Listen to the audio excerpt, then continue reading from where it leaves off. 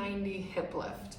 For this option is to have a towel roll underneath your head and then something soft for in between your knees. So I have a yoga block, but you can just use, if you don't have a yoga block, something like a towel roll, even like a Pilates ball. So I'm gonna stick this block in between my legs, right in between my knees, and then my heels are at a 90-degree position with my hips.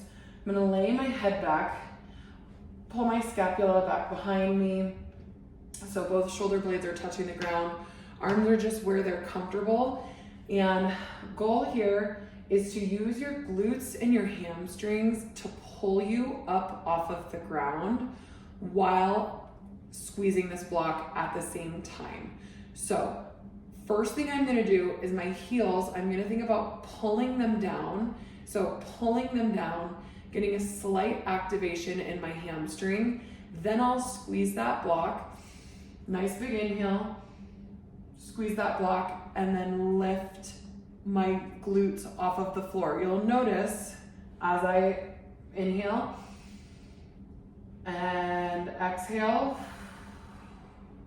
it's just a very slight lift off of the ground that my glutes are coming up. The other thing I want you to be thinking about is actively pulling up and in on those transverse abs. So lifting that pelvic floor, which is gonna help with that block squeeze.